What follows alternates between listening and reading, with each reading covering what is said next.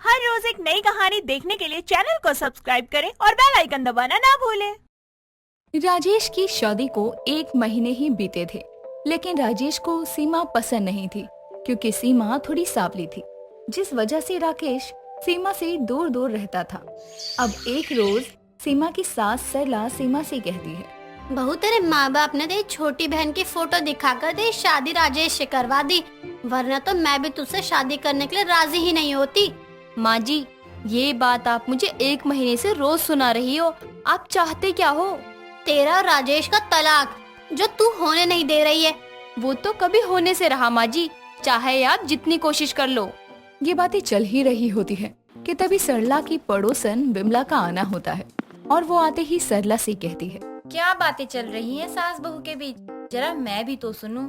अरे विमला, तुझसे क्या छुपाना, तुझे तो पता ही है मेरी बहू और मेरी बहू का वही झगड़ा। देख सरला, अपने बेटे से बात कर, फिर उसके ससुराल वालों से बातचीत करके करवा ले तलाक। लेकिन इसके लिए मेरी बहू माने तो ना, वरना तो मैं कब का तलाक करवा चुकी होती। इधर राजेश सीमा की बहन चमेली को अपने प्यार के जाल में फंसा ही लेता है और देर शाम दोनों एक पार्क में मिलते हैं, जहाँ चमेली राजेश को कहती है, सुनो, अब तो मुझे आपको जीजा जी भी बोला नहीं जाता। ये प्यार भी क्या चीज है, मुझे तो सिर्फ अब हर जगह आप ही आप दिखते हैं। मुझे भी हर जगह बस तुम्हारे होने का ही एहसास होता है, लेकिन मैं तो तुम्हें आज ही अपने घर की बहू बना लूं, पर वो तुम्हारी बहन मुझे तलाक देने को तैयार ही नहीं है। आप कुछ भी कीजिए, लेकिन मुझसे अब और दूर नहीं रहा जाएगा। चमेली को भी समझ नहीं आ रहा था कि ये सब राजेश अपनी माँ सरला के कहने पर कर रहा था, क्योंकि सरला को सीमा पसंद नहीं थी और अगर सीमा का बच्चा भी हुआ तो वो भी उसी की तरह काला होगा, जिस वजह से सरला ने ही अपनी बेटी को चमेली से शादी करने की बात कही थी। अब अगली रोज राजेश सुबह सुबह ही सीमा से कहता है, अरे घर का काम तुमसे ठीक से नहीं होता तो माँ को बोल दिया करो, वो कर लेंगी। सुबह सुबह चिल्लाने की जरूरत नहीं है, बताओ क्या हुआ है। ये मेरी शर्ट किसने जलाई है? तुमने ही ना? जी नहीं, आपकी माँ ने। अब आप उन पर जाकर चिल्लाइए। माँ आपको कितनी बार कहा है कि अगर आपको जो काम नहीं आता वो करा ही मत करो। मैंने देखा ही नहीं, ना जाने कैसे जल गया ये। अब देर शाम सीमा घर पर अकेली होती है, तभी एक पोस्टमैन आता है और वो तलाक के कागज पकड़ा कर चला जाता है, जिसे देखकर सीमा रोते हुए खुद से कहती है, मेरा काला होना क्या इतना बुरा है कि मुझे आज मेरी शादी के दूसरे महीने में मेरा पति मुझे तलाक दे रहा है। सीमा रो ही रही होती है कि तभी सरला आ जाती है और वो भी सीमा को खूब खरी खोटी सुनाती है। अब इन सभी चीजों के बीच राजेश दूल्हे के लिबास में एक लड़की के साथ घर में एंट्री करता है। तभी सरला भी राजेश से कहती है, आ गया मेरा लाल। बहू, तो इस कलश को पैरों से गिराकर अंदर प्रवेश कर। आप ऐसा कैसे कर सकते हैं? मेरे होते हुए आप दूसरी लड़की से शादी कैसे कर सकते हैं? अरे मैंने तो तलाक दिया भी नहीं आपको। अरे माँ, इसे आपने अब तक यहाँ से भेजा नहीं? सुनो, तुम्हें पता है ना कि ये शादीशुदा है, फिर भी तुम किसी का घर कैसे तोड़ सकती हो?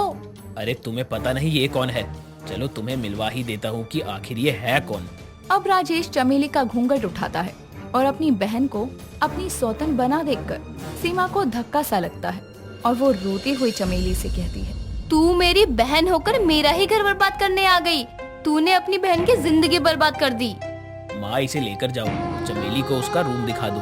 तूने अच्छा नहीं किया चमेली, तूने अपनी बहन का घर उजाड़ दिया। अब सीमा अपने घर तो नहीं जाती, लेकिन सरला की दूसरी बहू को देखने अब घर में लोग आने लगे थे। तभी विमला भी चमेली को देखने आती है। सरला, बहू तो बड़ी ही प्यारी है तेरी, लेकिन एक बहन ने दूसरे बहन का घर उजाड़ दिया। अब क्या कर सकते हैं, पहले सीमा इस घर की बहू थी, अब राजेश की साली इस घर की बहू है, और इन लोगों ने भी तो कुछ अच्छा नहीं किया था मेरे बेटे के साथ। माना सरला कितना भी बुरा किया हो, लेकिन एक बहन ने दूसरी बहन के साथ गलत किया। बाकी मैं चलती हूँ। ऐसे ही समय बीतता है। सीमा तो अपने मायके जाती नहीं, लेकिन चमेली का हर रोज ही सीमा से झगड़ा हुआ करता। एक रोज चमेली सीमा को कहती है, कुछ भी बोल दीदी, लेकिन राजेश जी तो मेरे लिए ही बने थे, ये सब लिखा होता है। होना तो अभी भी बहुत कुछ बाकी है, बस तू जो लिखा है वो होते हुए देख। लेकिन एक बात कहूँ तो तुझे देखकर मुझे बहुत ही अफसोस होता है। तू घर क्यों नहीं चली जाती? हाँ हाँ चली जाऊंगी, लेकिन समय आने पर। तेरा बुरा दौर देखे बिना तो मैं कैसे जा सकती हूँ?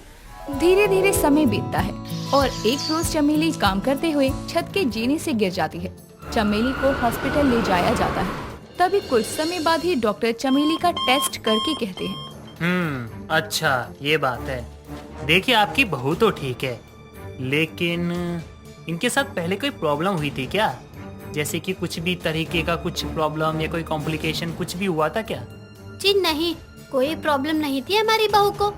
जी मुझे ये बताते हुए अच्छा तो नहीं लग रहा, लेकिन फिर भी मेरा काम है आप लोगों को बताना कि आपकी बहू अब कभी माँ नहीं बन सकती, इन्हें कभी कोई बच्चा नहीं होगा, ये बांझ है। कैसी बातें कर रहे हैं आप डॉक्टर साहब, ऐसा नहीं हो सकता। जी देखिए, पहले तो आप लोग शांत हो जाइए और ये रही इनकी रिपोर्ट्स, आप लोग खुद देख सकते हैं। ये देखिए यहाँ पे साफ साफ लिखा हुआ है कि ये कभी अब माँ नहीं बन सकती। आप चाहे तो इनसे आप मिल सकते हैं और इनको घर भी ले जा सकते हैं। और हाँ, आप लोग इनका ध्यान रखिएगा कि ये ज्यादा काम ना करे, इनके शरीर को आराम की सख्त जरूरत है।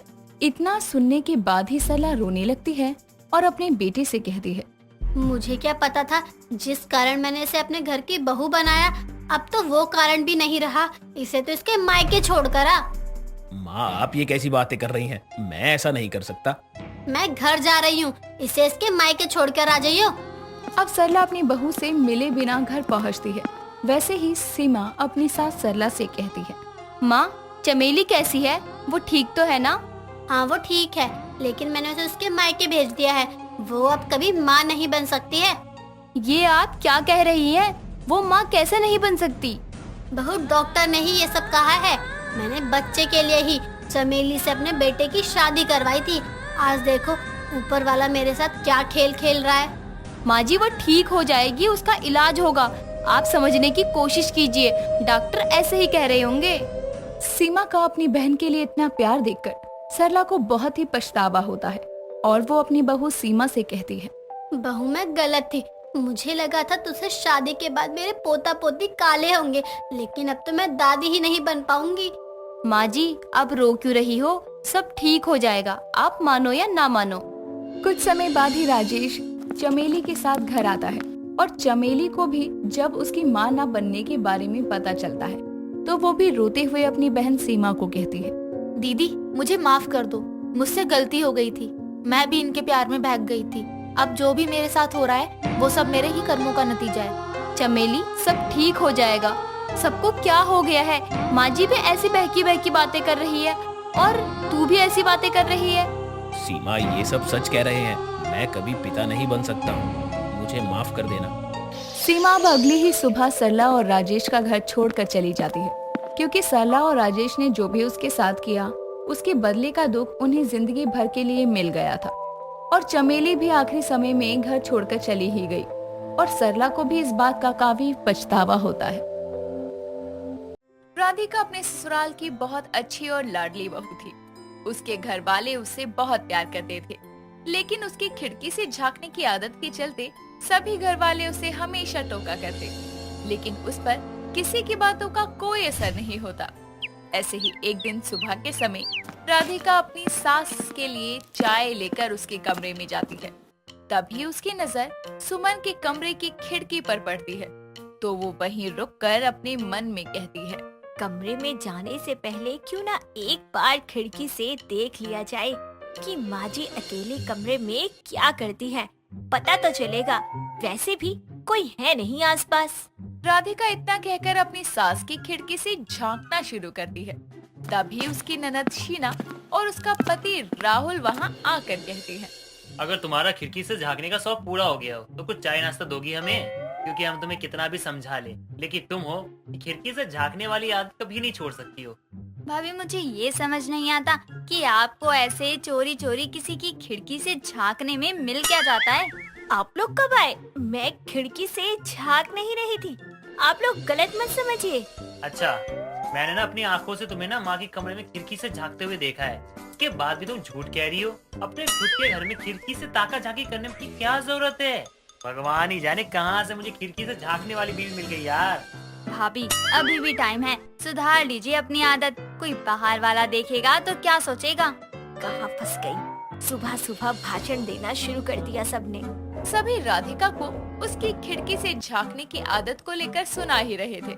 कि तभी उनकी आवाज सुनकर सुमन अपने कमरे से बाहर आती है और सुबह ही सुबह बहस का कारण पूछती है, जिस पर शीना उसे सारी बात बताती है और उसे सुनकर सुमन कहती है, अच्छा बस करो तुम लोग, सुबह सुबह ऐसे घर में कलेश करना ठीक नहीं है। जब तुम जानते हो कि बहू पर तुम्हारी बातों से कोई फर्क नहीं पड़ता है तो अपनी जुबान क्यों खराब कर रहे हो? माँ तो क्या करे, चुप रहकर इनकी खिड़की से झांकने वाली आदत को बढ़ावा दें, ताकि अभी ये अपनी खिड़की से झांक रही हैं, कल को पड़ोसी की खिड़की से झांकेंगी। टीना बिल्कुल सही कह रही है माँ। हर समय खिड़की से झांकने वाली कौन सी आदत है? देखो बेटा, हम जबरदस्ती किसी की आदत नहीं बदल सकते। जब बहू को खुद महसूस होगा कि उसकी ये आदत गलत है, तभी वो अपनी इस आदत को सुधारने की कोशिश करेगी, वरना नहीं। बस करिए आप लोग, माफ करिए। मैं आगे से अपनी खिड़की से झांकने की आदत को सुधारने की कोशिश करूंगी। अब चलिए सभी नाश्ता कर लीजिए। राधिका के कहने पर सभी लोग नाश्ता करने के लिए चले जाते हैं। थोड़ी देर बाद राहुल अपने ऑफिस के लिए निकल जाता है और राधिका भी घर के कामों में लग जाती है।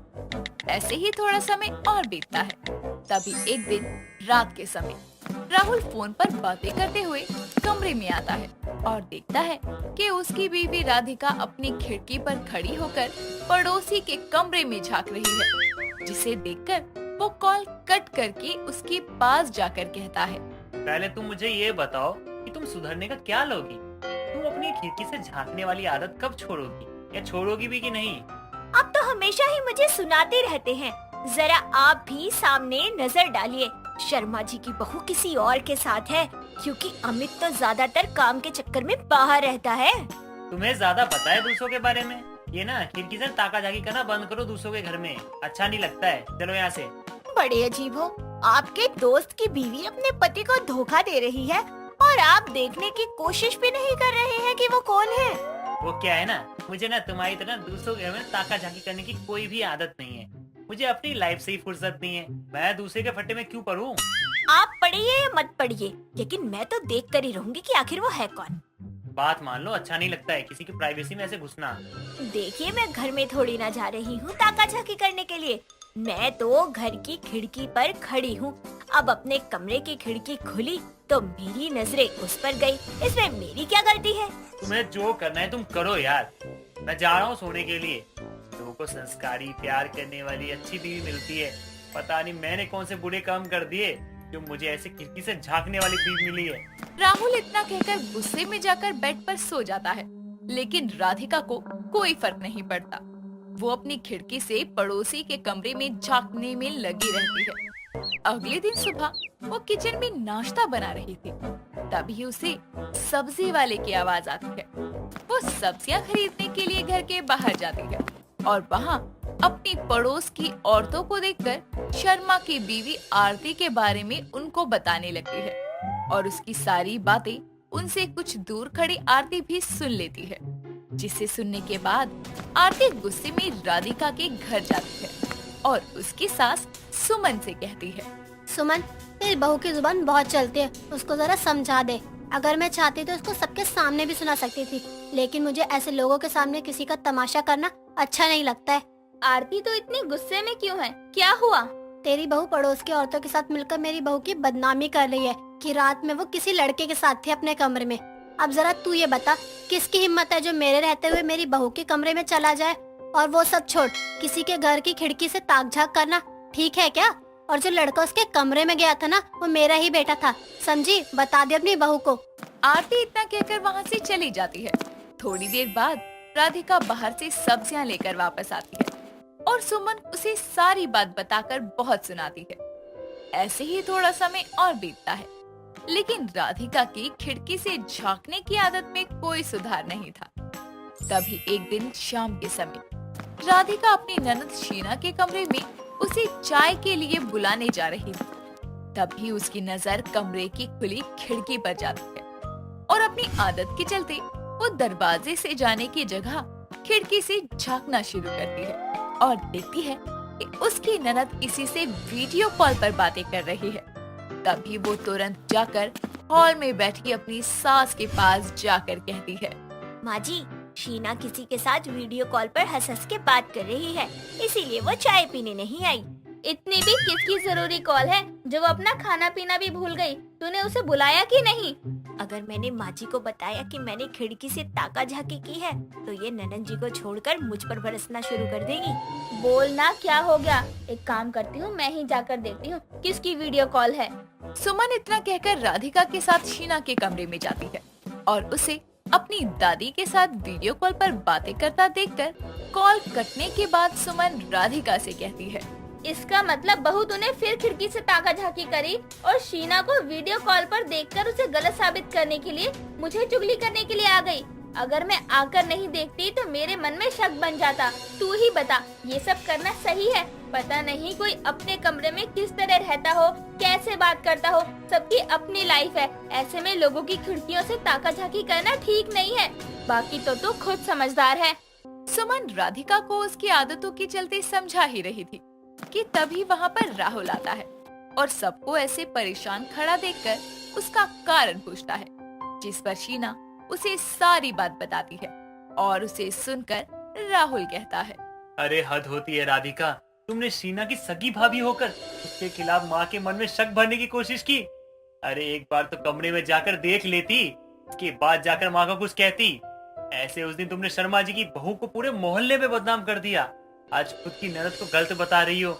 सच में मैं तुमसे ना तुम्हारी इस हरकत से, खिड़की से झांकने वाली आदत से बहुत परेशान हो चुका हूँ। सबकी बातें सुनने के बाद राधिका को अपनी आदत पर बहुत पछतावा होता है, जिसके बाद वो सबसे अपनी गलती की माफी मांगती है। साथ ही अपनी खिड़की से झांकने की आदत को सुधारने की कोशिश का वादा भी करती है। दोस्तों, अगर आपको ये कहानी पसंद आई तो इसे लाइक करें, शेयर करें और कमेंट करके बताएं कि कहानी में आपको सबसे अच्छा क्या लगा।